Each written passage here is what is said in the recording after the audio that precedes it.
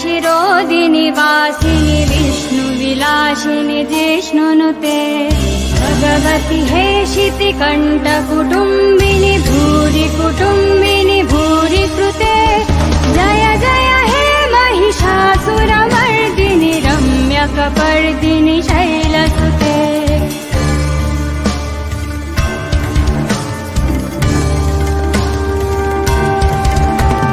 सुरवरवर्षिणि दुर्धरदर्शिनि दुर्मुखमर्षिणि हर्षरते त्रिभुवनपोषिणि शङ्करतोषिणि किल्बिषमोषिणि घोषरते धनुजनिरोषिणि दितिशुकरोषिणि दुर्मथतोषिणि सिन्धुसुते जय जय हे महिषासुरमर्दिनि रम्यकपर्दिनि शैलसुते जय जय हे महिषासुरमर्दिनि रम्यकपर्दिनि शैलसुते जय जय हे Mahishasuramardini रम्यकपर्दिनि शैलसुते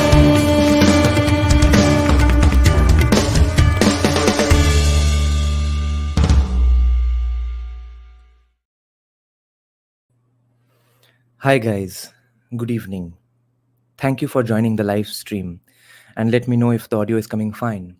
Welcome to our guided meditation today. Today we take a journey through a peaceful chanting of some shlokas and mantras written by the Lord and Savior of all South Asian communists all over the world, Dr. B.R. Ambedkar. We will learn about how to reach the ultimate truth when it comes to South Asia. And to help us in that journey, we have someone called Professor Emerita Frances W. Pritchett. Okay, if you all want, you can access this site yourself. This is from the place called Columbia University. Okay, a great place of high level spirituality. So that is where we are going to access these materials written down by Dr. Ambedkar.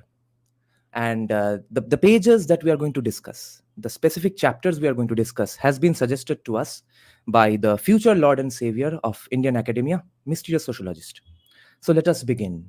Sit quietly, keep your spine erect, and let's start this beautiful journey. Take a deep breath. So first, mysterious sociologist recommends to read chapter 12, part 1. Yeah, I will just post the link here so that all of y'all can chant with me.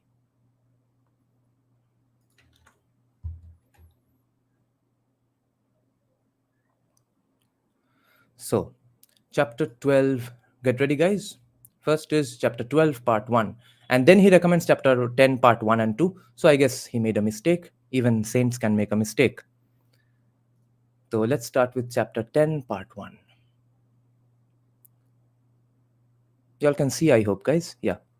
So, I'll keep it this way so that y'all can read directly from the primary sources of these beautiful ancient texts. Chapter 10, part 1.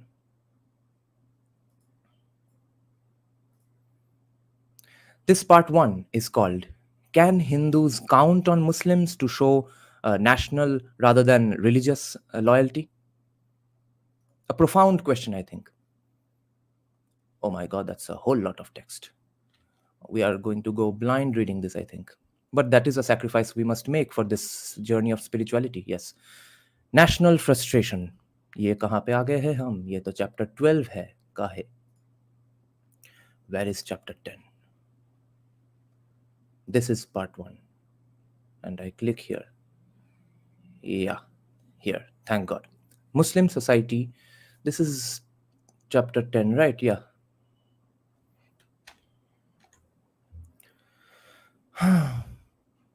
We are having some mysterious problems with the website so far. Let's see. Yeah, this I think suffices. Chapter 10, Muslim society is even more full of social evils than Hindu society is. Okay, that is a rough start to our journey of spirituality. Yeah, this is chapter 10 and this is part 1 as far as I can tell. So let's start. So, Muslim society is even more full of social evils than Hindu society is, writes Dr. Ambedkar. The social evils which characterize the Hindu society have been well known. The publication of Mother India by Miss Mayo gave these evils the widest publicity. But while Mother India served the purpose of exposing the evils and calling their authors at the bar of the world to answer for their sins, it created the unfortunate impression throughout the world that while the Hindus were groveling in the mud of these social evils and were conservative, the Muslims in India were free from them, and as compared to the Hindus, were a progressive people. That such an impression should prevail is surprising to those who know the Muslim society in India at close quarters. One may well ask if there is any social evil which is found among the Hindus and is not found among the Muslims. Take child marriage. The secretary of the Anti Child Marriage Committee, constituted by the All India Women's Conference, published a bulletin which gives the extent of the evil of child marriage in the different communities in the country. The figures, which were taken from the census report of 1931, are as follows. Can the position among the Muslims, so far as child marriage goes, be considered better than the position among the Hindus? Take the position of women. It is insisted by Muslims that the legal rights given to Muslim women ensure them a greater measure of independence than allowed to other Eastern women, for example, Hindu women, and are in excess of the rights given to women in some Western countries. Reliance is placed on some of the provisions of the Muslim law. Firstly, it is said the Muslim law does not fix any age for marriage and recognizes the right of a girl to marry any time. Further, except where the marriage is celebrated by the father or the grandfather, a Muslim girl, if given in marriage in childhood, has the power to repudiate her marriage on attaining puberty. Secondly, it is held out that marriage among the Muslims is a contract. Being a contract, the husband has a right to divorce his wife, and the Muslim law has provided ample safeguards for the wife, which, if availed of, would place the Muslim wife on the same footing as the husband in the matter of divorce, because it is claimed that the wife under the Muslim law can, at the time of the marriage, or even thereafter in some cases, enter into a contract by which she may, under certain circumstances, obtain a divorce. Thirdly, the Mohammedan law requires that a wife can claim from her husband, by way of consideration for the surrender of her person, a sum of money or other property known as her dower. The dower may be fixed even after marriage, and if no amount is fixed, the wife is entitled to proper dower. The amount of dower is usually split into two parts. One is called prompt, which is payable on demand, and the other deferred, which is payable on dissolution of marriage by death or divorce. Her claim for dower will be treated as a debt against the husband's estate. She has complete dominion over her dower, which is intended to give her economic independence. She can remit it, or she can appropriate the income of it as she pleases. Granting all these provisions of law in her favor, the Muslim woman is the most helpless person in the world. To quote an Egyptian Muslim leader, quote, Islam has set its seal of inferiority upon her and given the sanction of religion to social customs which have deprived her of the full opportunity for self-expression and development of personality. End quote. Dr. Ambedkar writes, no Muslim girl has the courage to repudiate her marriage, although it may be open to her on the ground that she was a child and that it was brought about by persons other than her parents. No Muslim wife will think it proper to have a clause entered into her marriage contract reserving her the right to divorce. In that event, her fate is once married, always married. She cannot escape the marriage tie, however irksome it may be. While she cannot repudiate the marriage, the husband can always do it without having to show any cause. Utter the word talaq and observe continence for 3 weeks, and the woman is cast away. The only restraint on his caprice is the obligation to pay dower. If the dower has already been remitted, his right to divorce is a matter of his sweet will. This latitude in the matter of divorce destroys that sense of security which is so fundamental for a full, free, and happy life for a woman. This insecurity of life to which a Muslim woman is exposed is greatly augmented by the right of polygamy and concubinage, which the Muslim law gives to the husband. Mohammedan law allows a Muslim to marry 4 wives at a time. It is not unoften said that this is an improvement over the Hindu law, which places no restriction on the number of wives a Hindu can have at any given time. But it is forgotten that, in addition to the 4 legal wives, the Muslim law permits a Mohammedan to cohabit with his female slaves. In the case of female slaves, nothing is said as to the number. They are allowed to him without any restriction whatever and without any obligation to marry him.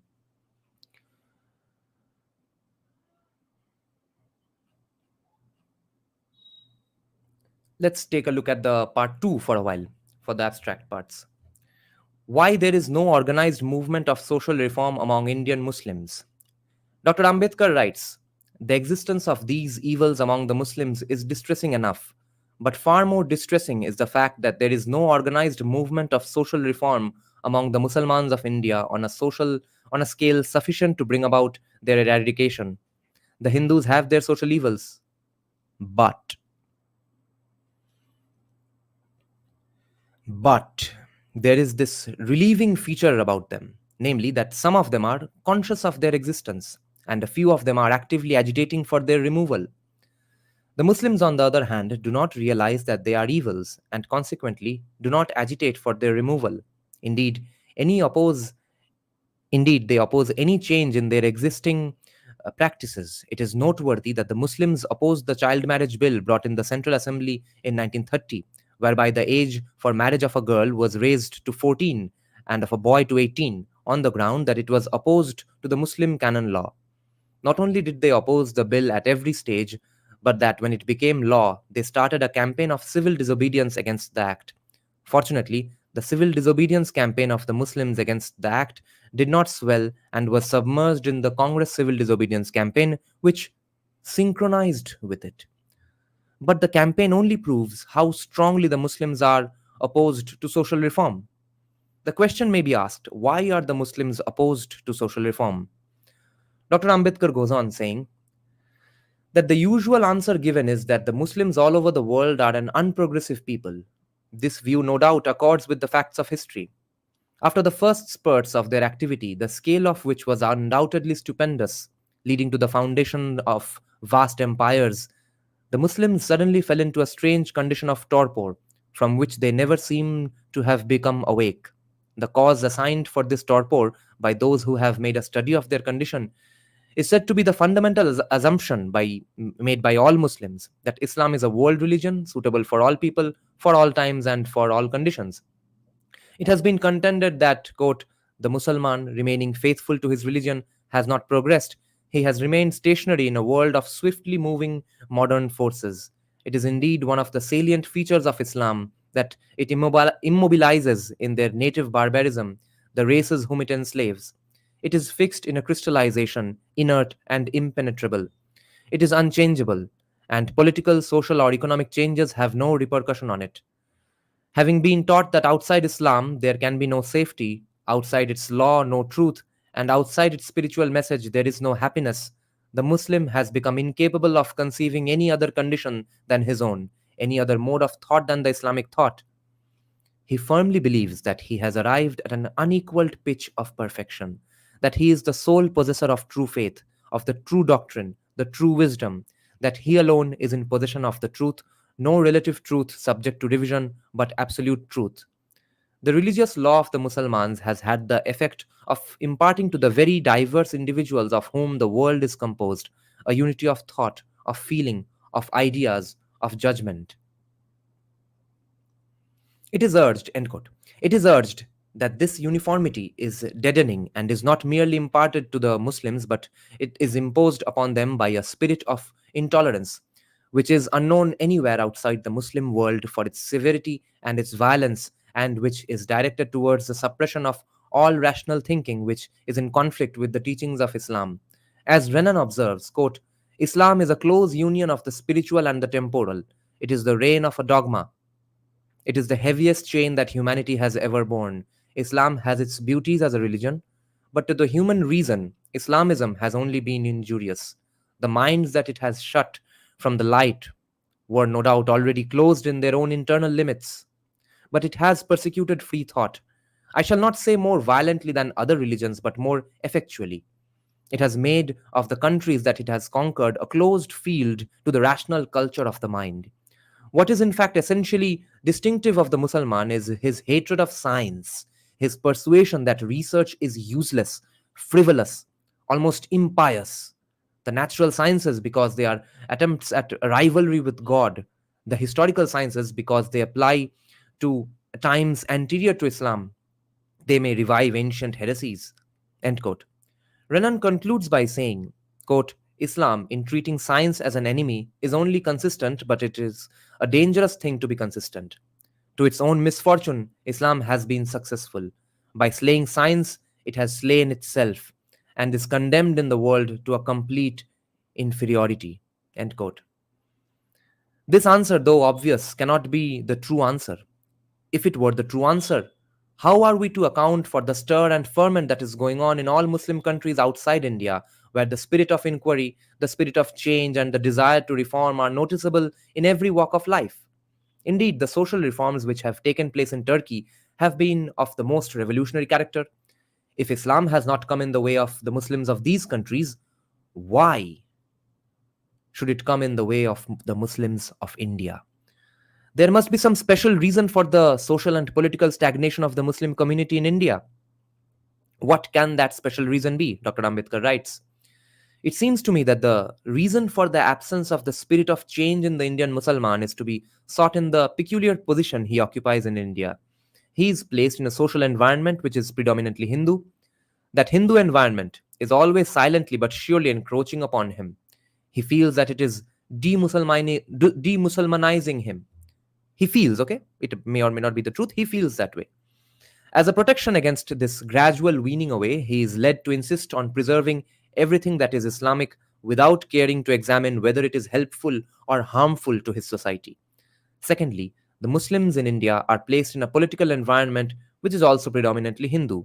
He feels that he will be suppressed and that political suppression will make the Muslims a depressed class.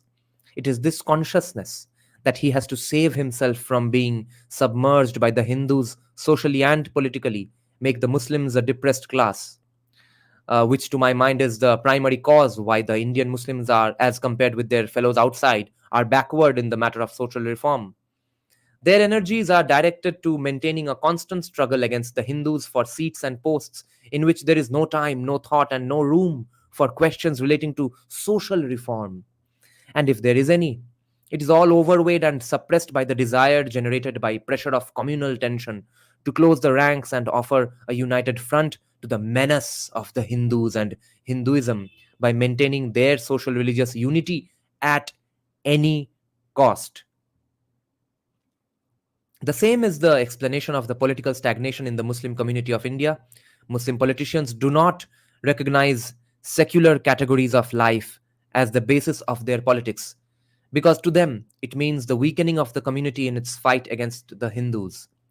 The poor Muslims will not join the poor Hindus to get justice from the rich.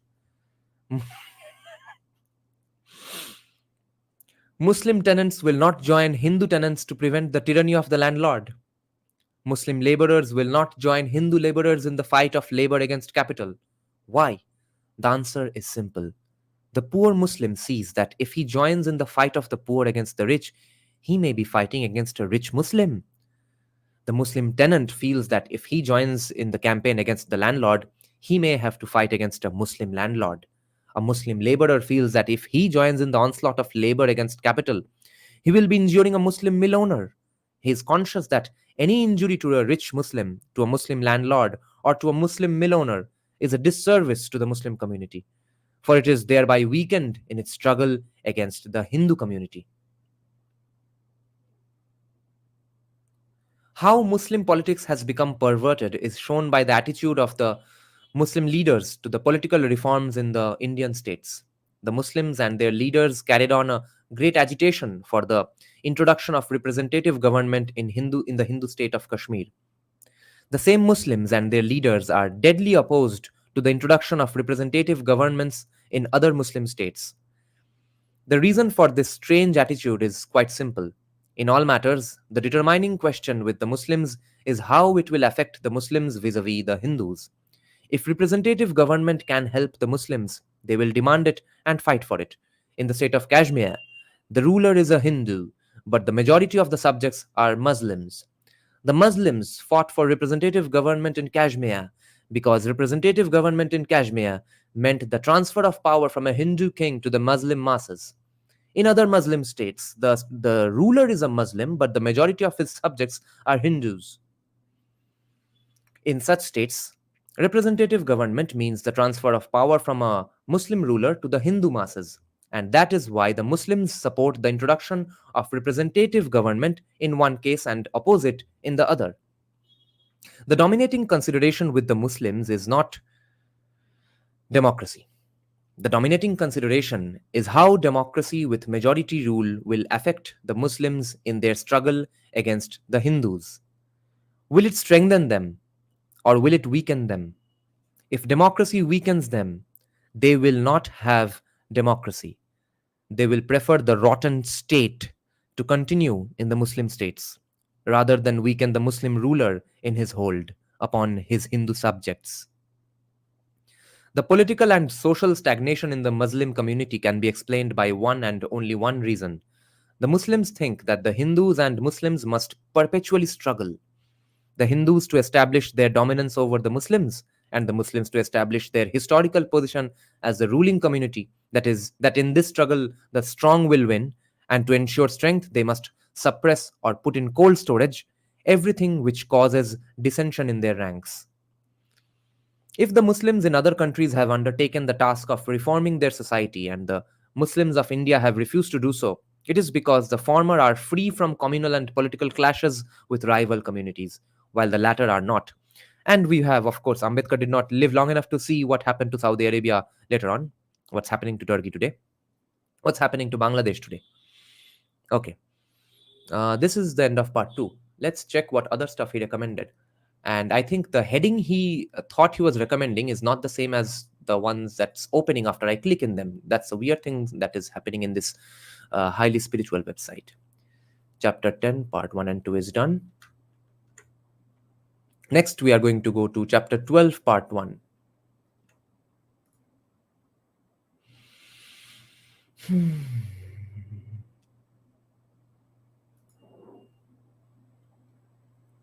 There. Dr. Ambedkar writes, so I guess, I hope you all are having a good time, guys. We are having a nice, spiritual, peaceful experience. National frustration, part 1. He has recommended, our future Lord and Savior of Indian Academia, Mystery Sociologist, has recommended to read part 1 and part 3. If we have extra time, we will read some more parts. And I have dug out my copy of India, that is Bharat, to check out some portions from there as well. So, chapter 12, part 1 says, can Hindus count on Muslims to show national rather than religious loyalty? Suppose, Dr. Ambedkar writes, suppose an Indian was asked, what is the highest destiny you wish for your country? What would be his answer? The question is important, and the answer cannot but be instructive. There can be no doubt that, other things being equal, 100% Indian, proud of his country, would say, an integral and independent India is my ideal of India's destiny. It will be equally true to say that unless this destiny was accepted by both Hindus as well as Muslims, the ideal can only convey a pious wish and can never take a concrete form. It is only a pious wish of some, or is it a goal to be pursued by all? So far as profession of political aims goes, all parties seem to be in agreement, inasmuch as all of them have declared that the goal of India's political evolution is independence. The Congress was the first to announce that its aim was to achieve political independence for India. In its Madras session, held in December 1927, the creed of the Congress was defined in a special resolution to the effect that the goal of the Indian people was complete national independence. The Hindu Mahasabha, until 1932, was content to have responsible government as the goal of India's political evolution. It made no change in its political creed until till 1937, when its session held at Ahmedabad, it declared that the Hindu Mahasabha believed in Purna Swaraj, that is, absolute independence for India. The Muslim League declared its political creed in 1912 to be the establishment of responsible government in India. In 1937, it made a similar advance by changing its creed from responsible government to independence and thereby brought itself in line with the Congress and the Hindu Mahasabha. The independence defined by the three political bodies means freedom from British imperialism. But an agreement on freedom from the yoke of British imperialism is not enough. There must be an agreement upon maintaining an independent India. For this, there must be an agreement that India shall not only be free and independent of the British, but that her freedom and independence shall be maintained as against any other foreign power. Indeed, the obligation to maintain her freedom is more important than merely winning freedom from the British. But on this more important obligation, there does not seem to be the same unanimity.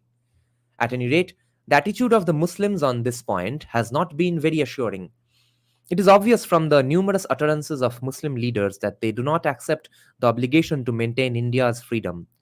I give below two such utterances. I, meaning not me, College Street, Kolkata. I means Dr. Ambedkar. I, Dr. Ambedkar, give below two such utterances. In a meeting held in Lahore in 1925, Dr. Kichlu said, quote, "The Congress was lifeless till the Khilafat Committee put life in it. When the Khilafat Committee joined it, it did in 1 year what the Hindu Congress had not done in 40 years. The Congress also did the work of uplifting the 7 crores of untouchables. This was purely a work for the Hindus, and yet the money of the Congress was spent on it. Mine and my Mussalman brethren's money was spent on it like water. But the brave Mussalmans did not mind. Then why should the Hindus quarrel with us when we Mussalmans take up the Tanzim work and spend on it money that belongs neither to the Hindus nor to the Congress?" Interesting choice of words. So, see, first he said Hindu Congress, then he said neither Hindus nor Congress. If we remove British rule from this country and establish Swaraj, and if the Afghans or other Muslims invade India, then we Muslims will oppose them and sacrifice all our sons in order to save the country from the invasion. But, there's a but here. But one thing I shall declare plainly.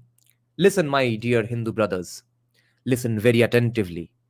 If you put obstacles in the path of our Tanzim movement and do not give us our rights, we shall make common cause with Afghanistan or some other Mussalman power and establish our rule in this country. End quote. Maulana Azad Shobhani, in his speech made on the 27th January 1939 at Sylhet in Bangladesh, East Pakistan, expressed sentiments which are worthy of attention. In reply to the question of a Maulana, Maulana Azad Shobhani said, quote, "If there is any eminent leader in India who is in favor of driving out the English from this country, then I am that leader. In spite of this, I want that there should be no fight with the English on behalf of the Muslim League. Our big fight is with the 22 crores of our Hindu enemies who constitute the majority. Only 4.5 crores of Englishmen have practically swallowed the whole world by becoming powerful. And if these 22 crores of Hindus who are equally advanced in learning, intelligence, and wealth as in numbers, if they become powerful, then these Hindus will swallow Muslim India and gradually even Egypt, Turkey, Kabul, Makkah, Medina, and other Muslim principalities.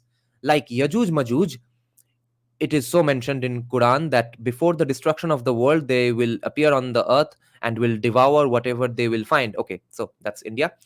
The English are gradually becoming weak. They will go away from India in the near future. So if we do not fight the greatest enemies of Islam, the Hindus, from now on and make them weak, then they will not only establish Ram Rajya in India, but also gradually spread all over the world.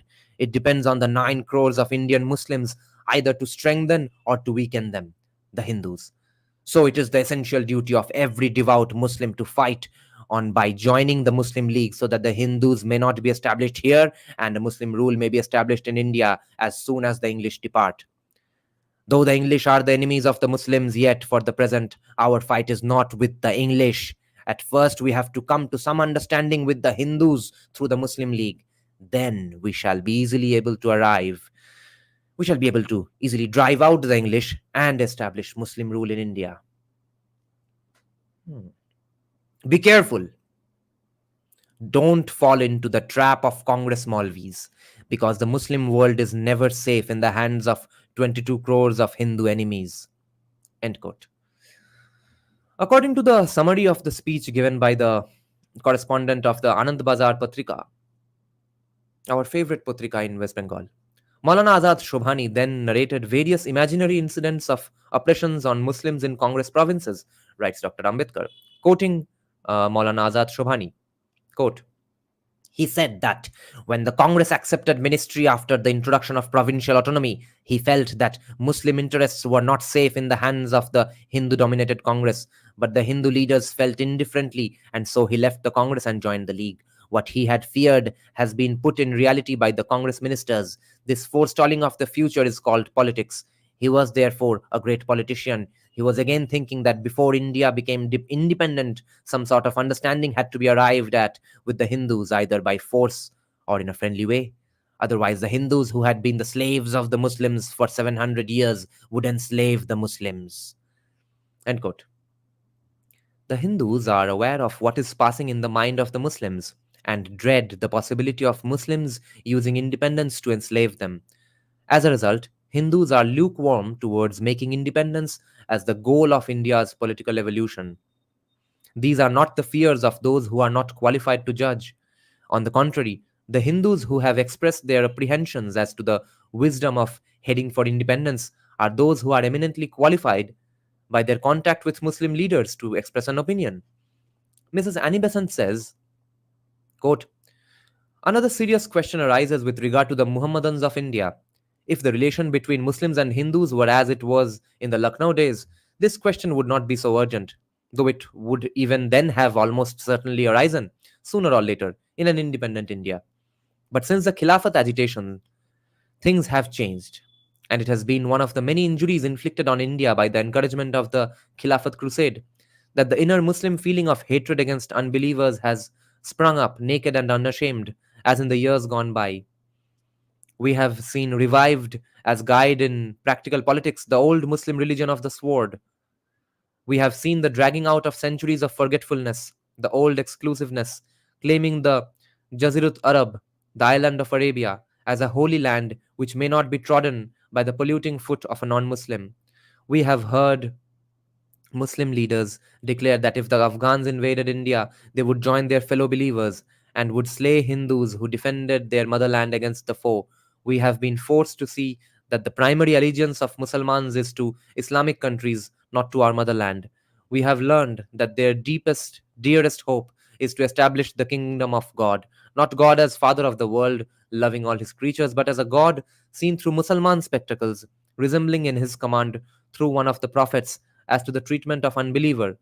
The Mosaic Jehovah of the early Hebrews, when they were fighting as did the early Muslims for freedom to follow the religion given to them by their prophet, the world has gone beyond such so-called theocracies in which God's commands are given through a man. The claim now put forward by Muslim leaders that they must obey the laws of their particular prophet above the laws of the state in which they live is subversive of civic order and the stability of the state. It makes them bad citizens, for their center of allegiance is outside the nation, and they cannot, while they hold the views proclaimed by Maulanas Muhammad Ali and Shaukat Ali, to name the most prominent of these Muslim leaders, they cannot be trusted by their fellow citizens. If India were independent, the Muslim part of the population, for the ignorant masses, would follow those who appeal to them in the name of their prophet.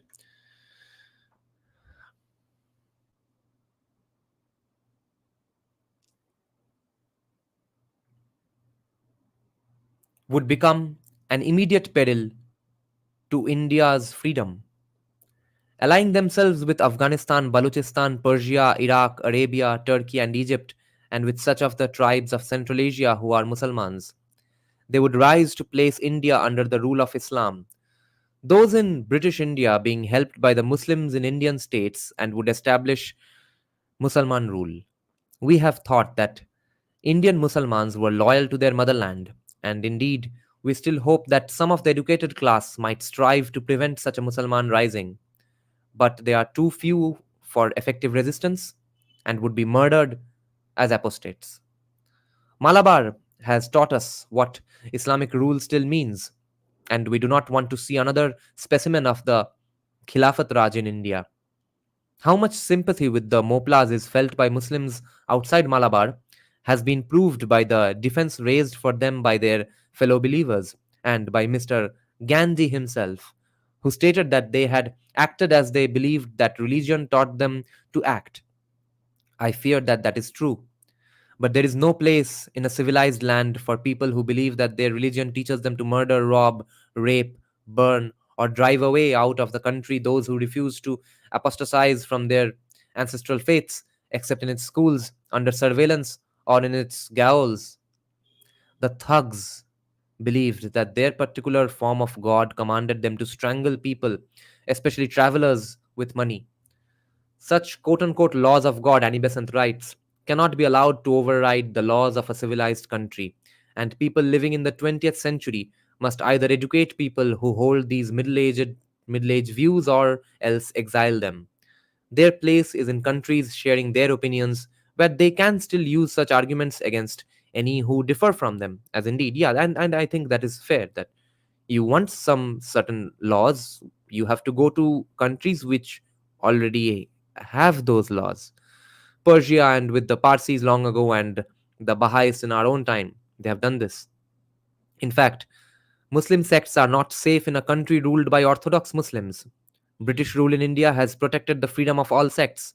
Shias, Sunnis, Sufis, Baha'is live in safety under her scepter, although it cannot protect any of them from social ostracism where it is in a minority. Musalmans are more free under British rule than in countries where there are Muslim rulers. In thinking of an independent India, the menace of Muhammadan rule has to be considered. Similar fear was expressed by Lala Lajpat Rai in a letter to Mr. Chittaranjan Das. Quote, there is one point where there is one point more which has been troubling me very much of late, and one which I want you to think carefully, and that is the question of Hindu Mohammedan unity. I have devoted most of my time during the last 6 months to the study of Muslim history and Muslim law, and I am inclined to think it is neither possible nor practicable. This is Lala Lajpat Rai of the Lal Bal Pal trio saying. Assuming and admitting the sincerity of the Mohammedan leaders in the non cooperation movement, I think their religion provides an effective bar to anything of the kind. You remember the conversation I reported to you in Calcutta, which I had with Hakim Ajmal Khan and Dr. Kichlu. There is no finer Mohammedan in Hindustan than Hakim Sahib, but can any other Muslim leader override the Quran? I can only hope that my reading of Islamic law is incorrect, and nothing would relieve me more than to convince me that it is so. But if it is right, then it comes to this, that although we can unite against the British, we cannot do so to rule Hindustan on British lines. We cannot do so to rule Hindustan on democratic lines. What is then the remedy? I am not afraid of 7 crores in Hindustan, but I think the 7 crores of Hindustan plus the armed hosts of Afghanistan, Central Asia, Arabia, Mesopotamia, and Turkey will be irresistible. I do honestly and sincerely believe in the necessity or desirability of Hindu Muslim unity. I am also fully prepared to trust the Muslim leaders. But what about the injunctions of the Quran and the Hadith? The leaders cannot override them. Are we then doomed? I hope not. I hope learned mind and wise head will find some way out of this difficulty. In 1924, the editor of a Bengali paper had an interview with the poet Dr. Rabindranath Tagore. The report of this interview states, another very important factor, which, according to the poet, was making it almost impossible for the Hindu Mohammedan unity to become an accomplished fact, was that the Mohammedans could not confine their patriotism to any one country. The poet said that he had very frankly asked many Mohammedans whether, in event of any Mohammedan power invading India, they would stand side by side with their Hindu neighbors to defend their common land. He could not be satisfied with the reply he got from them. He said that he could definitely state that even such men as Mr. Muhammad Ali had declared that under no circumstances was it permissible for any Mohammedan, whatever his country might be, to stand against any other Mohammedan. Next, we'll go to part 3, as recommended by Mr. Sociologist.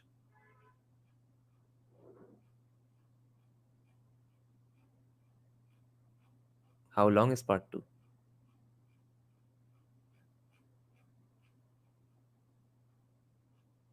Why isn't this ending? Did I miss part 2? Okay, let's just click on it directly. Chapter 12, part 3. Hmm. The necessary national political loyalty is not present among Muslims. Notwithstanding this difference in their ultimate destiny, an attempt is made to force the Hindus and Muslims to live in one country, as one people, bound by the political ties of a single constitution. Assuming that this is done and that the Muslims are somehow maneuvered into it, what guarantee is there that the constitution will not break down? The successful working of a parliamentary government assumes the existence of certain conditions. It is only when these conditions exist that parliamentary government can take roots. One such condition was pointed out by the late Lord Balfour when in 1925 he had an occasion to discuss the political future of the Arab peoples in conversation with his niece Blanche Dugdale. In the course of this conversation, he said, "It is partly the fault of the British nation and of the Americans. We can't exonerate them from blame either. That this idea of representative government, quote unquote, has got into the heads of nations who haven't the smallest notion of what its basis must be. It's difficult to explain, and the Anglo-Saxon races are bad at exposition. Moreover, we know it so well ourselves that it does not strike us as necessary to explain it. I doubt if you would find it written in any book on the British Constitution that the whole essence of British parliamentary government lies in the intention to make the thing work. We take that for granted.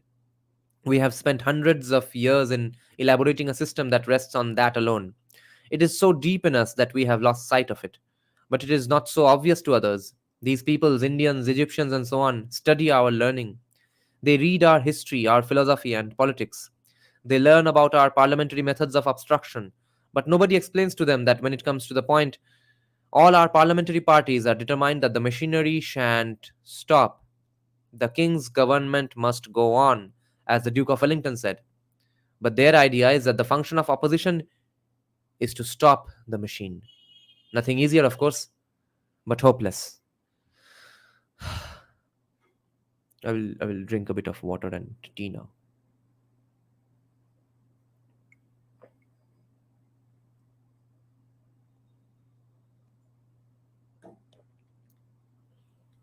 Asked why the opposition in England does not go to the length of stopping the machine, he said, "Our whole political machinery presupposes a people fundamentally at one."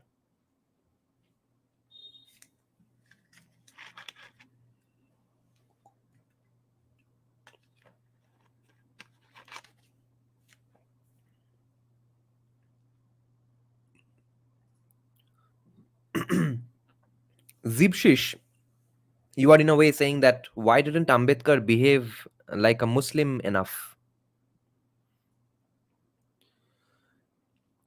Lasky has well summarized these observations of Balfour on the condition necessary for the successful working of parliamentary government when he says, "The strength of parliamentary government is exactly measured by the unity of political parties upon its fundamental objects." Having stated the condition necessary for the successful working of the machinery of representative government, it will be well to examine whether these conditions are present in India. How far can we say that there is an intention in the Hindus and the Muslims to make representative government work? To prove the futility and unworkability of representative and responsible government, it is enough even if one of those two parties shows an intention to stop the machinery of government. If such an intention is enough, then it does not matter much whether it is found in the Hindus or in the Muslims. The Muslims being more outspoken than the Hindus, one gets to know their mind more than one gets to know the mind of the Hindus. How the Muslim mind will work and by what factors it is likely to be swayed will be clear if the fundamental tenets of Islam, which dominate Muslim politics, and the views expressed by prominent Muslims bearing on Muslim attitude towards an Indian government are taken into consideration. Certain of such religious tenets of Islam and the views of some of the Muslim leaders are given below, to enable all those who are capable of looking at things dispassionately to judge for themselves whether the condition postulated by Balfour can be said to exist in India. Among the tenets, one that calls for notice is the tenet of Islam, which says that in a country which is not under Muslim rule, wherever there is a conflict between Muslim law and the law of the land, the former must prevail over the latter, and a Muslim will be justified in obeying the Muslim law and defying the law of the land. What the duty of the Muslimans is in such cases was well pointed out by Maulana Muhammad Ali in the course of his statement made in 1921 before the committing magistrate of Karachi in answer to the charges for which he was prosecuted by the government. The prosecution arose out of a resolution passed at the session of the All India Khilafat Conference held in Karachi on 8th July 1921, at which Mr. Muhammad Ali presided and introduced the resolution in question. The resolution was as follows: this meeting clearly proclaims that it is in every way religiously unlawful for a Mussulman at the present moment to continue in the British Army or to enter the army or to induce others to join the army. And it is the duty of all Muslimans in general and of the ulemas in particular to see that these religious commandments are brought home to every Musliman in the country, in the army. Along with Maulana Muhammad Ali, 6 other persons were prosecuted under Section 120B, read with Section 131 IPC, and under Section 505, read with Section 114, and Section 505, read with Section 117 IPC. Maulana Muhammad Ali, in justification of his plea of not guilty, said, "After all, what is the meaning of this precious prosecution? By whose convictions are we to be guided? We, the Muslimans and the Hindus of India? Speaking as a Musliman, if I am supposed to err from the right path, the only way to convince me of my error is to refer me to the Holy Quran or to the authentic traditions of the last Prophet, on whom be peace and God's benediction, or the religious pronouncements of recognized Muslim divines, past and present, which purport to be based on these two original sources of Islamic authority, demands from me, in the present circumstances, the precise action for which a government that does not like to be called satanic in prosecuting me today. If that which I neglect becomes by my neglect a deadly sin, and is yet a crime when I do not neglect it, how am I to consider myself safe in this country? I must either be a sinner or a criminal. Islam recognizes one sovereignty alone, the sovereignty of God, which is supreme and unconditional, indivisible and inalienable. The only allegiance a Musliman, whether civilian or soldier, whether living under a Muslim or under a non Muslim administration, is commanded by the Quran to acknowledge in his allegiance to God, to his Prophet, and to those in authority from among the Muslims, chief among the last mentioned being, of course, that the Prophet's successor or commander of the faithful. This doctrine of unity is not a mathematical formula elaborated by abstruse thinkers, but a workaday belief of every Musliman, learned or unlettered. Muslims have before this also and elsewhere too lived in peaceful subjection to non-Muslim administrations. But the unalterable rule is and has always been that as Muslims they can obey only such laws and orders issued by their secular rulers as do not involve disobedience to the commandments of God, who in the expressive language of the Holy Quran is the all-ruling ruler. These very clear and rigidly definite limits of obedience are not laid down with regard to the authority of non-Muslim administration only. On the contrary, they are of universal application and can neither be enlarged nor reduced in any case. This must make anyone wishing for a stable government very apprehensive. But this is nothing to the Muslim tenets which prescribe when a country is a motherland to the Muslim and when it is not. According to Muslim canon law, the world is divided into two camps: Darul Islam, abode of Islam, and Darul Harb, abode of war. A country is Darul Islam when it is ruled by Muslims. A country is Darul Harb when Muslims only reside in it but are not rulers of it. That being the common law of the Muslims, India cannot be the common motherland of the Hindus and the Muslims. It can be the land of the Muslims, but it cannot be the land of the Hindus and Muslims living as equals. Further, it can be the land of the Muslims only when it is governed by the Muslims. The moment the land becomes subject to the authority of a non Muslim power, it ceases to be the land of the Muslims. Instead of being Darul Islam, it becomes Darul Harb. It must not be supposed that this view is only of academic interest, for it is capable of becoming an active force capable of influencing the conduct of the Muslims. It did greatly influence the conduct of the Muslims when the British occupied India. The British occupation raised no qualms in the minds of the Hindus. But so far as the Muslims were concerned, it at once raised the question whether India was any longer a suitable place of residence for Muslims. A discussion was started in the Muslim community, which Dr. Titus says lasted for half a century, as to whether India was Darul Harb or Darul Islam. Some of the more zealous elements, under the leadership of Sayyid Ahmed, actually did declare a holy war, preached the necessity of emigration, hijrat, to lands under Muslim rule, and carried their agitation all over India. It took all ingenuity of Sir Syed Ahmed, the founder of the Aligarh movement, to persuade the Indian Muslims not to regard India under the British as Darul Harb merely because it was not under Muslim rule. He urged upon the Muslims to disregard it, to regard it as Darul Islam, because the Muslims were perfectly free to exercise all the essential rites and ceremonies of their religion. The movement for Hijrat for the time being died down.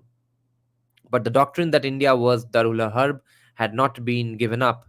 It was again preached by Muslim patriots during 1920-21 when the Muslim Khilafat agitation was going on.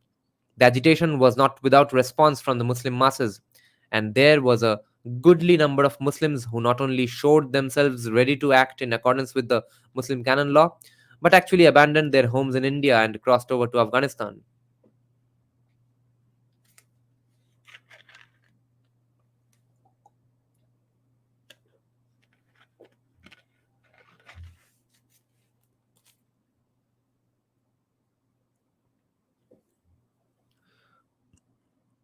It might also be mentioned, Dr. Ambedkar writes, that hijrat is not only the is not the only way of escape to Muslims who find themselves in a Darul Harb. There is another injunction of Muslim canon law called jihad or crusade, by which it becomes, quote, incumbent on a Muslim ruler to extend the rule of Islam until the whole world shall have been brought under its sway, the world being divided into two camps, Darul Islam, abode of Islam, Darul Harb, abode of war. All countries come under one category or the other. Technically, it is the duty of the Muslim ruler, who is capable of doing so, to transform Darul Harb into Darul Islam. End quote. And just as there are instances of the Muslims in India resorting to Hijrat, there are instances showing that they have not hesitated to proclaim jihad.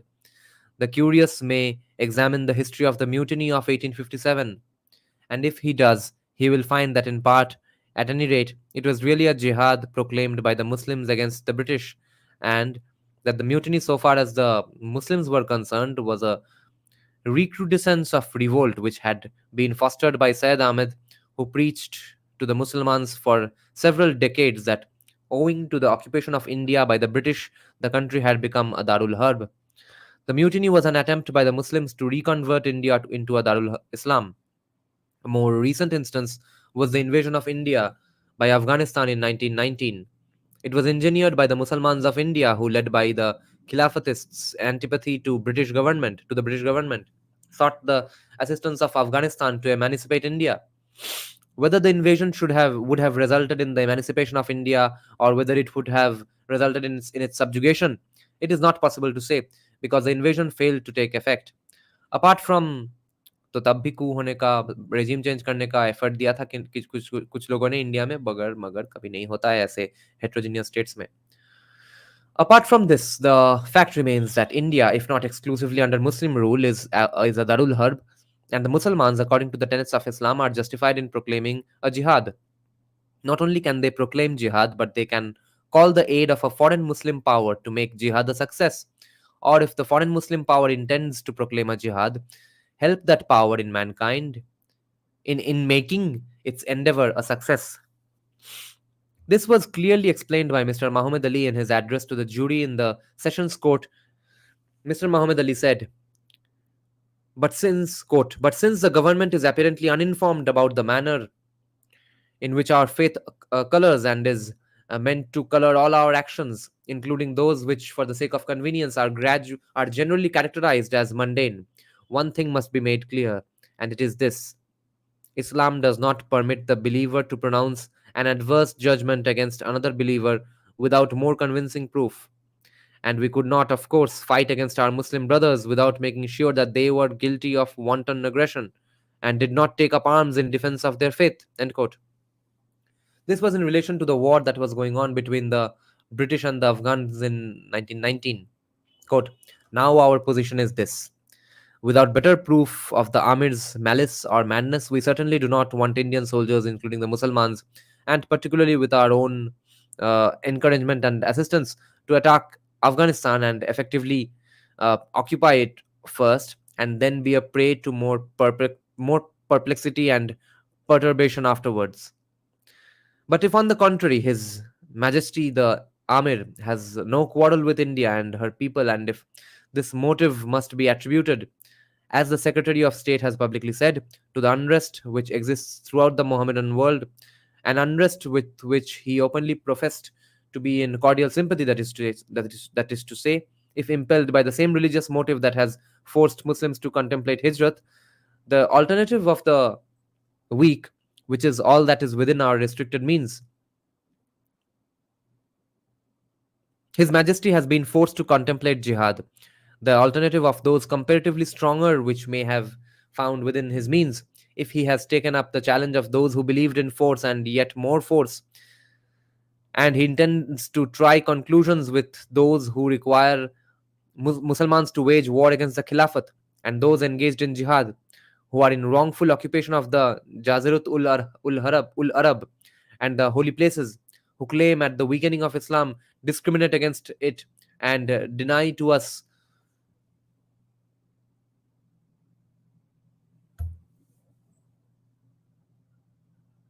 then the clear law. And those engaged in jihad, who are in wrongful occupation of the Jazirut ul Arab and the holy places, who aim at the weakening of Islam, discriminate against it, and deny to us full freedom to advocate its cause, then the clear law of Islam requires that, in the first place, in no case whatever, should a Mussulman render anyone any assistance against him. And in the next place, if the jihad approaches my region, every Mussulman in that region must join the Mujahideen and assist them to the best of his or her power. Quote, such is the clear and undisputed law of Islam. And we had explained this to the committee investigating our case, when it had put to us a question about the religious duty of a Muslim, long before there was any notion of trouble on the frontiers, and when the late Amir was still alive. End quote. A third tenet, which calls for notice as being relevant to the issue, is that Islam does not recognize territorial affinities. Its affinities are social and religious, and therefore extraterritorial. Here again, Maulana Muhammad Ali will be the best witness. When was committed to the Sessions Court in Karachi, Mr. Muhammad Ali, addressing the jury, said, quote, one thing has to be made clear, as we have since discovered that the doctrine which we shall now advert is not so generally known in non-Muslim and particularly in official circles as it ought to be. A Mussulman's faith does not consist merely in believing in a set of doctrines and living up to that belief himself. He must also exert himself to the fullest extent of his power, of course without resort to any compulsion, to the end that others also conform to the prescribed belief and practices. This is spoken of in the Holy Quran as Amri bil Maruf and Nahi Anil Munkar, and which in which language translation? And certain distinct chapters of the Holy Prophet's traditions relate to this essential doctrine of Islam. A Mussulman cannot say, I am not my brother's keeper, for in a sense he is, and his own salvation cannot be assured to him unless he exhorts others also to do good and dehotes them against doing evil. If therefore any Mussulman is being compelled to wage war against the Mujahid of Islam, he must not only be a conscientious objector himself, but must, if he values his own salvation, persuade his brothers also at whatever risk to himself to take similar objection. Then and not until then and not until then can he hope for salvation. Dr. Ambedkar, okay? This is our belief as well as the belief of every other Musalman, and in our humble way, we seek to live up to it. And if we are denied freedom to inculcate this doctrine, we must conclude that the land where its freedom does not exist is not safe for Islam.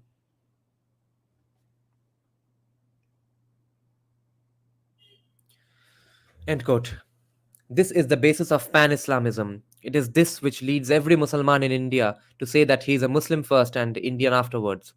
It is this sentiment which explains why the Indian Muslim has taken so small a part in the advancement of India, but has spent himself to exhaustion by taking up the course of Muslim countries, and why Muslim countries occupy the first place and India occupies the second place in his thoughts. His Highness the Aga Khan justifies it by saying, who collaborates, I think, with the Indian Archaeological Society. His Highness the Aga Khan justifies it by saying, this is a right and legitimate pan Islamism to which every sincere and believing Mohammedan belongs. That is the theory of the spiritual brotherhood and unity of the children of the Prophet. It is a deep, already, this is a right and legitimate pan Islamism to which every sincere and believing Mohammedan belongs. That is the theory of the spiritual brotherhood and unity of the children of the Prophet. It is a deep perennial element in that Perso-Arabian culture, that great family of civilization to which we gave the name Islamic in the first chapter. It connotes charity and goodwill towards fellow believers everywhere from China to Morocco, from the Volga to Singapore.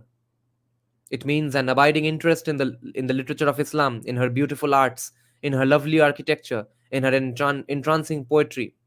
It also means a true reformation, a return to the early and pure simplicity of the faith, to its preaching by persuasion and argument, to the manifestation of a spiritual power in individual lives to benefit activity of mankind.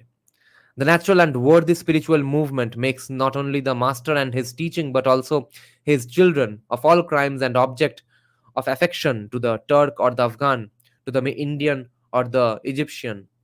A famine or a desolating fire in the Muslim quarters of Kashgar or Sarajevo would immediately draw the sympathy and material assistance of the Mohammedan of Delhi or Cairo. The real spiritual and cultural unity of Islam must ever grow, or to the follower of the Prophet, it is the foundation of the life of the soul.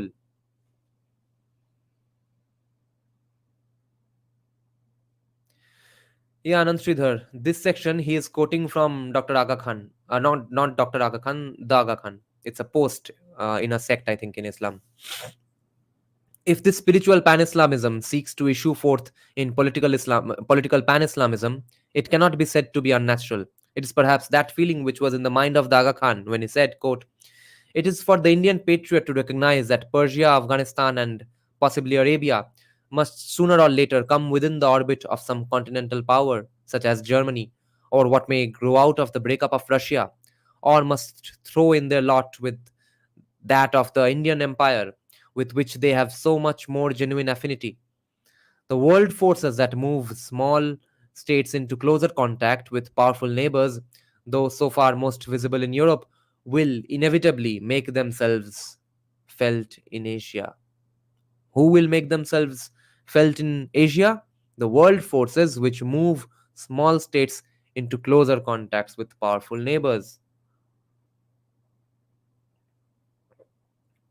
Unless she is willing to accept the prospect of having powerful and possibly inimical neighbors to watch and the heavy military burdens thereby entailed, India cannot afford to neglect to draw her Mohammedan neighbor states to herself by the ties of mutual interest and goodwill. In a word, the path of beneficent and growing union must be based on a federal India, with every member exercising her individual rights, her historic peculiarities and natural interests, yet protected by a common defensive system and customs union from external danger and economic exploitation by stronger forces. Such a federal India would promptly bring Ceylon to the bosom of her natural mother, and the further developments we have indicated would follow. We can build a great South Asiatic federation by now, laying the foundations wide and deep on justice, on liberty, and on recognition for every race, every religion, and every historical entity.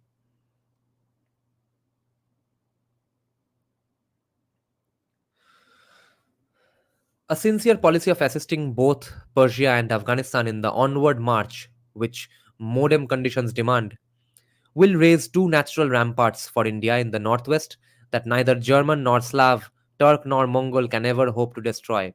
They will be drawn of their own accord towards the power which provides the object lesson of a healthy form of federalism in India, with real autonomy for each province, with the internal freedom of principalities assured, with a revived and liberalized kingdom of Hyderabad, including the Berars under the Nizam.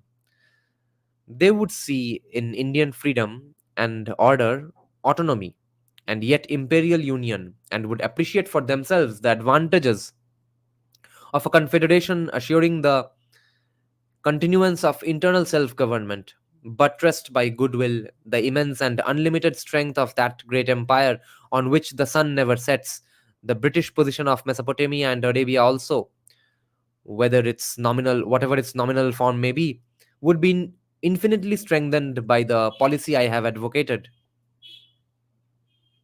End quote. The South Asiatic Federation was more for the good of the Islam countries such as Arabia, Mesopotamia, Afghanistan than for the good of India. This shows how very naturally the thoughts of Indian Muslims are occupied by considerations of Muslim countries other than those of India. Government is based on obedience to authority, but those who are eager to establish self-government of Hindus and Muslims do not seem to have stopped to inquire on what such obedience depends, and how far such obedience would be forthcoming in the usual course and in moments of crisis. This is a very important question, because if obedience fails, self-government means working together and not working under.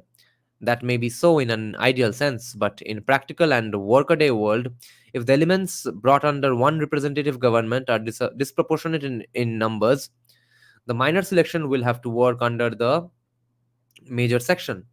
And whether it works under the major section or not will depend upon how far it is disposed to obey the authority of the government carried out carried out on by the major section. So important is this factor in the success of self government that Balfour may be said to have spoken only part of the truth when he made its success dependent upon parties being fundamentally at one. He failed to note that willingness to obey the authority of government is a factor equally necessary for the success of any scheme of self government.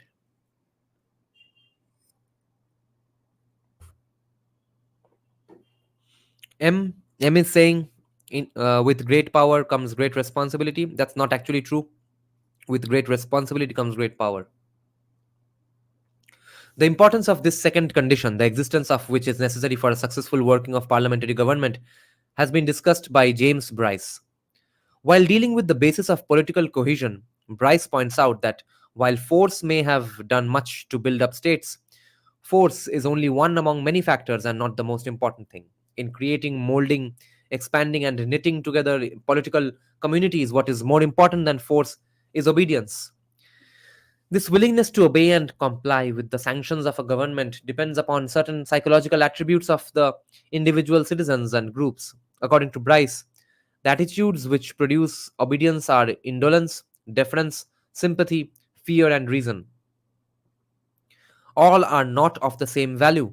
Indeed, they are relative in their importance as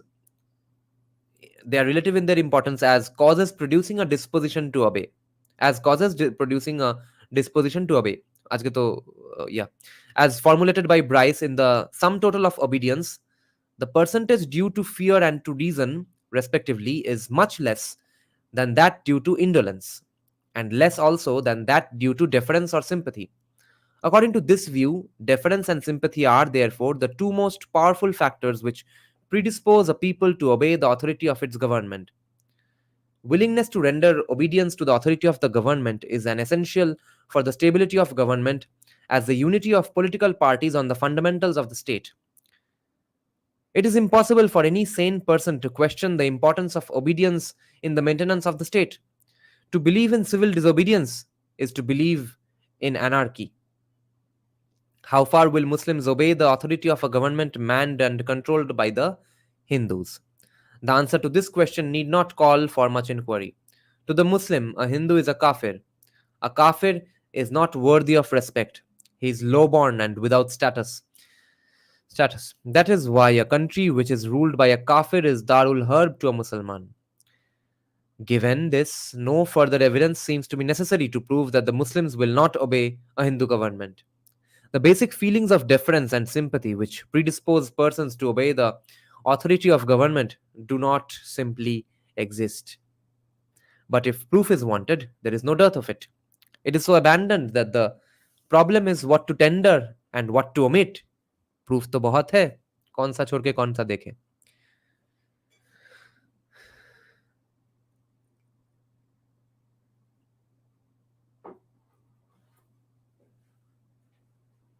What's going on in the comment section? Today I have not checked the comment section at all.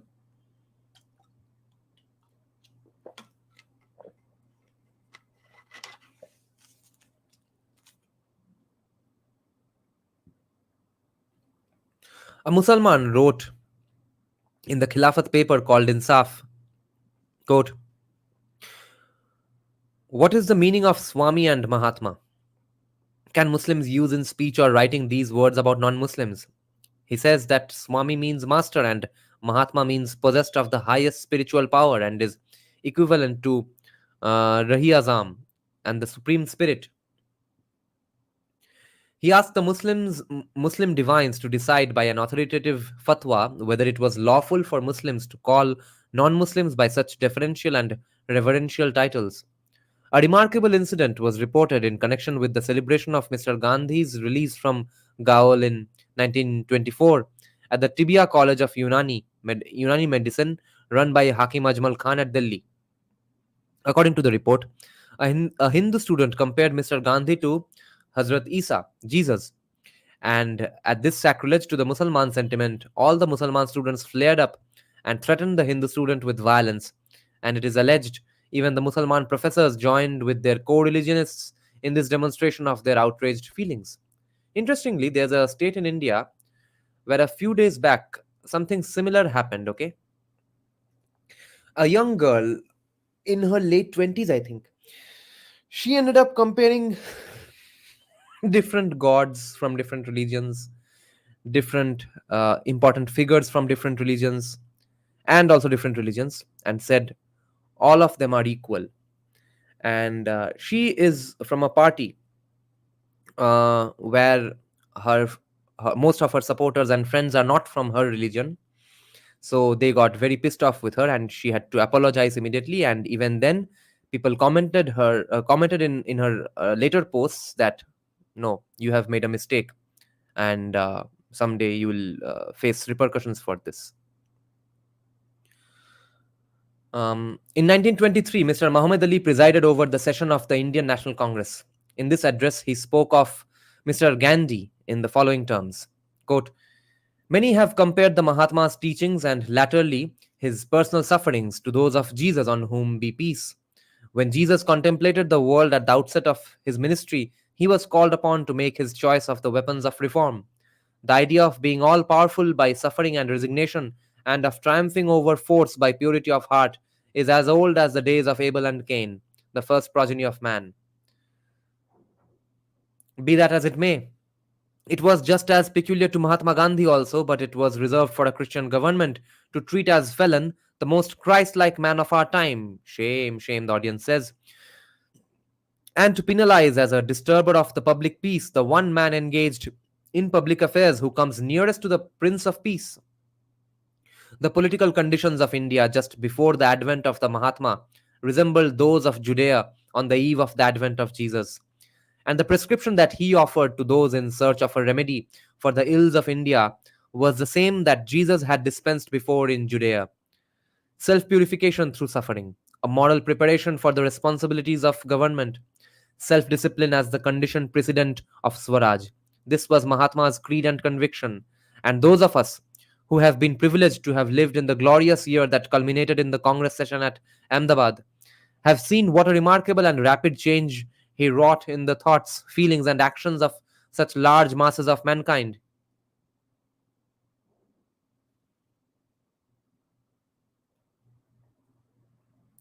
A year after, Mr. Muhammad Ali, speaking at Aligarh and Ajmer, said, "However pure Mr. Gandhi's character may be, he must appear to me from the point of view of religion inferior to any Musalman, even though he be without character." So, in modern English, I would like to say this sentence once again in modern English. No matter how pure Mr. Gandhi's character is, he will always appear to me as a Muslim, inferior to any Muslim, even if that Muslim is without character. Even then, to me as a Muslim, Mr. Gandhi is an inferior person than that Muslim who is without a character. End quote. The statement created a great stir. Many did not believe that Mr. Muhammad Ali, who testified to so much veneration for Mr. Gandhi, was capable of entertaining such ungenerous and contemptuous sentiments about him. When Mr. Muhammad Ali was, by the way, M. Shastri, didn't we read these sections in the Janki Bakle book, right? Even Savarkar was criticizing Muhammad Ali for exactly these things, no? Yeah, that is what I'm thinking. Where have I read this recently? When Mr. Muhammad Ali was speaking at a meeting held at, so guys, what I'm referring to is our membership live streams discussing Dr. Janki Bakle's book. Okay, check that out, the members. When Mr. Muhammad Ali was speaking at a meeting held at Aminabad Park in Lucknow, he was asked whether the sentiments attributed to him were true. Mr. Muhammad Ali, without any hesitation or compunction, replied, "Yes, according to my religion and creed, I do hold an adulterous and a fallen Mussalman to be better than Mr. Gandhi." End quote. It was suggested at the time that Mr. Muhammad Ali had to recant because the whole of the Orthodox Muslim community had taken offense for his having shown such deference to Mr. Gandhi, who was a kafir, as to put him on the same pedestal as Jesus. Such praise of a kafir, they felt, was forbidden by the Muslim canon law. In a manifesto on Hindu-Muslim relations issued in 1928, Khwaja Hassan Nizami declared, quote, "Musalmans are separate from Hindus. They cannot unite with the Hindus. After bloody wars, the Musalmans conquered India and the English took India from them." After bloody wars, Musalmans conquered India and the English took India from them. तो बीच में मराठा कहाँ गया? The Musalmans are one united nation and they alone will be masters of India. They will never give up their individuality. You know, some uh, communist historians and academics will argue with us that no, the Maratha period cannot be called a countrywide domination of the Maratha people because, or the Maratha confederacy, because that was not the whole of this country that we know as India. It was just some portions of the country, which is what they say when it comes to Netaji Subhash Chandra Bose as well, that how can he be the first prime minister of India? What did he really liberate? Where was the freedom that he declared? In what part of the country? Some portions of northeast India or Andaman, I guess. How is that a free India? Well, guess what, guys? Do you know what's the Independence Day of USA? It's July 4th, 1776, right? Do you know when the war actually ended? When did they actually defeat the British? When did the British actually surrender? Guess what? Guess when? 4 years later, in 1781, February. Okay? So, what really happened in 1776, 4th of July? They won some portions. The battle was actually won in 1781. The battle ended in 1781. 4 years later.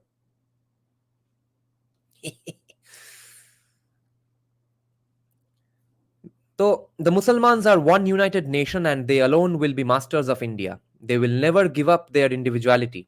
They have ruled India for hundreds of years and hence they have a prescriptive right over the country. The Hindus are a minor community in the world. They are never free from internecine quarrels. They believe in Gandhi and the worship the cow. They are polluted by taking other people's water. The Hindus do not care for self-government. They have no time to spare for it. Let them go on with their internal squabbles.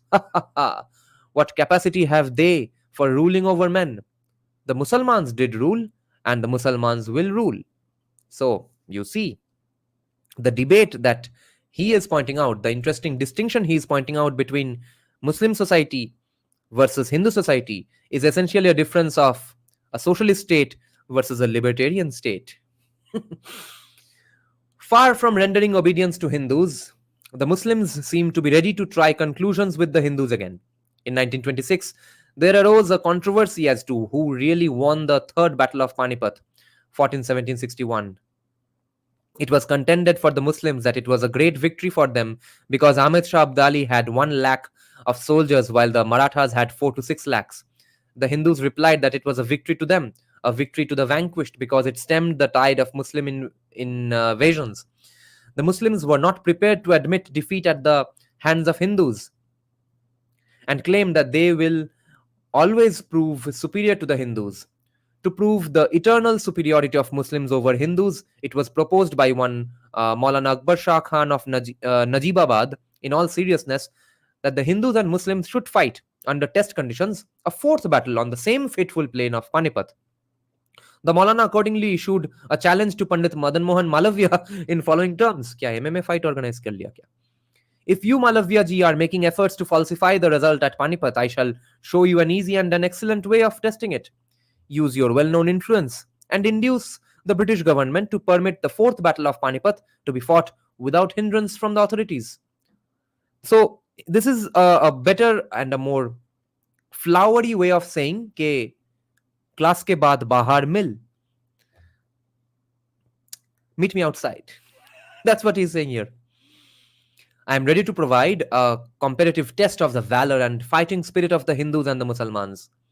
As there are 7 crores of Musalmans in India, I shall arrive on a fixed date on the plain of Panipat with 700 Musalmans representing the 7 crores of Muslims in India. And as there are 22 crores of Hindus, I allow you to come with 2200 Hindus. The proper thing is not to use cannon, machine guns or bombs. Only swords and javelins and spears, bows and arrows and daggers should be used. That is not objectively a fair demand, because why some weapons but not some weapons? Okay, if no cannons, then even no knives, just pure kushti, bro.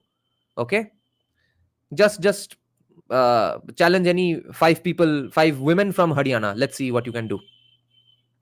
If you cannot accept the post of generalissimo of the Hindu host, you may give it to any descendant of Sadashiv Rao or Vishwas Rao, so that their scions may have an opportunity to avenge the defeat of their ancestors in 1761. But anyway, do come as a spectator, for on seeing the result of this battle, you will have to change your views. And I hope there will be then an end of the present discord and fighting in the country. In conclusion, I beg to add that among the 700 men that I shall bring, there will be no Pathans or Afghans, as you are mortally afraid of them. So I shall bring with me only Indian Musalmans of good family who are staunch adherents of Shariat. End quote. These are citations, right? We are not reading citations. Yeah, that was the end of this discussion. Yeah, Moba he's being denied. He's organizing fights here. So this was a fun discussion, guys. Abhay has pointed out something. Yes, that also basically. Yeah. So that's the end of our live stream, guys. This will be a short one. Thanks a lot for joining, guys. Bye-bye. Good night.